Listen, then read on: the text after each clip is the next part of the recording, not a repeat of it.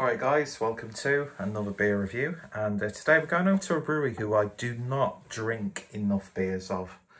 Now this brewery, the main brewery in this, well no, there's no main brewery in a collaboration, let's be honest. It's a collaborative effort, so the benefits should be reaped by all those involved.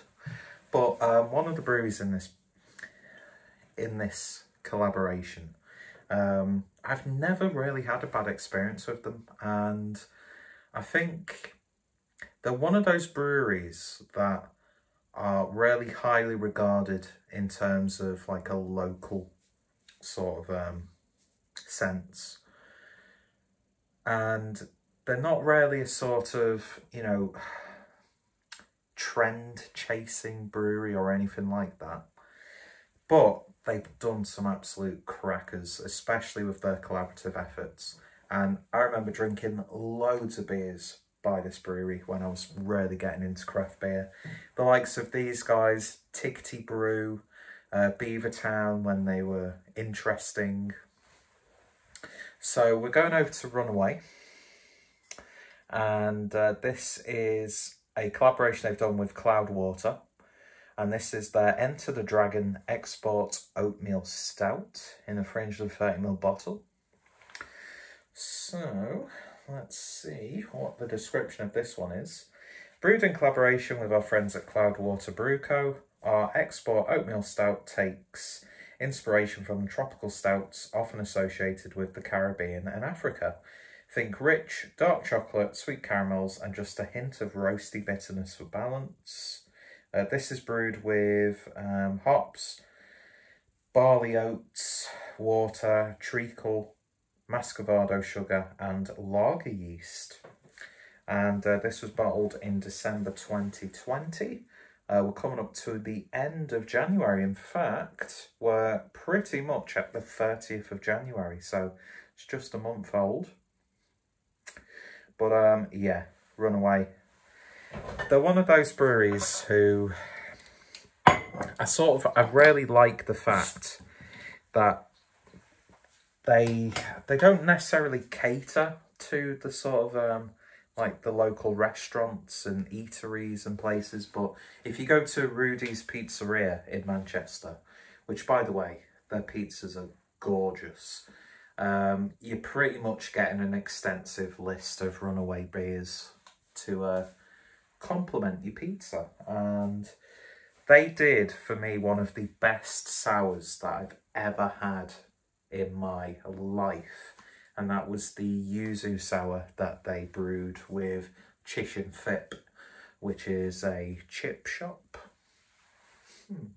But yeah, that was so good. And I sort of had a bit of a rejig, and that flame reignited thanks to Cloudwater, because I was watching a stream that Cloudwater were doing with the guy from Runaway and the guy from Track. And of course Cloudwater have given Runaway a platform for their beers in terms of their range of guest beers. And I thought it's just really good. It's really nice to see, especially at times like this. And to me, there's probably not a better brewing city in the UK than Manchester. I love Manchester. I've had a love affair with Manchester since I was in my late teens. There's just something about that place. I could just spend the day walking round the back streets and along the canals. There's just something about Manchester that I absolutely adore. And that's one of the things that I've actually really missed because of the whole current situation, is just wasting a day in Manchester but loving every single second of it. So when I saw this on House of Trembling Madness, I thought, do you know what, I'll give that a try. Sounds really good. And yeah, Runaway are a very underrated brewery. They're one of those ones that they're underrated, but they're highly regarded. Do you know what I mean? And it's a really good local option. and their beers pair very well with food. So beer in the stout, beer in the glass then, and that's pretty much jet black with a really nice dark tan head. Looking very nice indeed. So let's give it a sniff. Considering what's being put in that beer, it's not really that sweet. I definitely get that muscovado.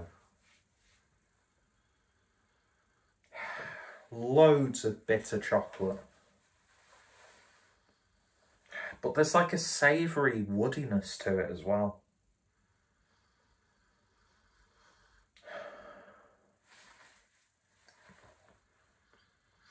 It smells really, really nice. I'm getting like tobacco, leather, that sort of thing. A very grown-up smelling beer.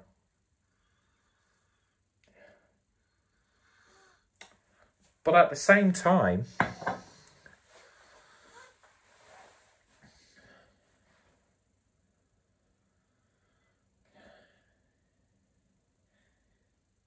it's reminding me of like a spice blend.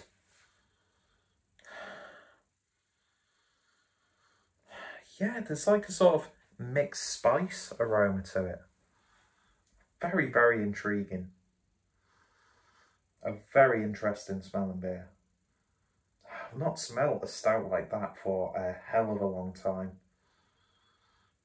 And it does remind me of when Manchester, they have those like international food markets. I know like 90% of this, what I'm saying now, is because I know that Runaway are a brewery who do have really good relationships within the hospitality industry, especially when it comes to like restaurants, eateries, takeaways, that sort of thing. Well, I wouldn't say necessarily takeaways, but you know where I'm coming from. That's really interesting. It really, really is. Anyway, enough waffling. There's no word that sounds like waffling that relates to the action of drinking a liquid. So let's just shut the fuck up and drink it. Cheers, folks.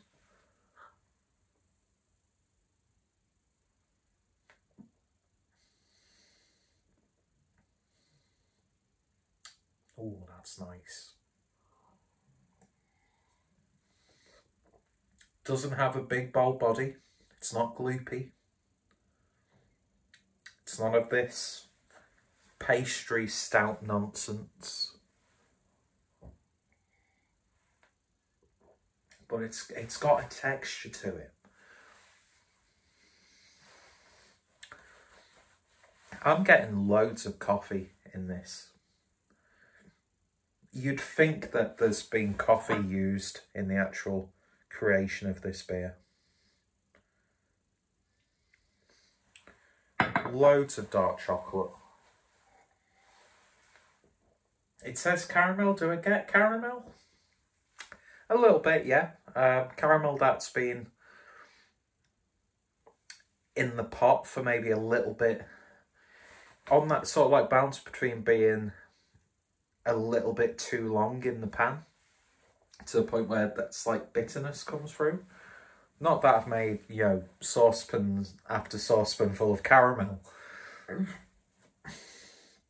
yeah, it's very dense. I'd say it's very dense. I get that sort of like classic London smoky porter sort of flavour in there as well. But again, it's got like a mixed... I can't pick out the individual sort of like spices, but there's something about it. Like you could use this. This would be wonderful. Absolutely wonderful used in a chili. It's got that sort of character to it.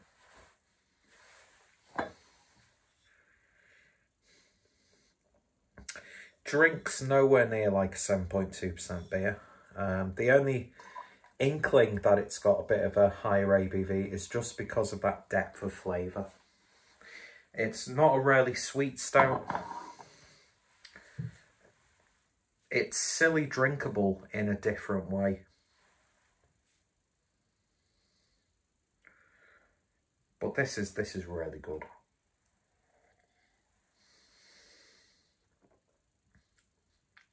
There's just something unique about it. It doesn't really fall into like, oh, it's this sort of beer.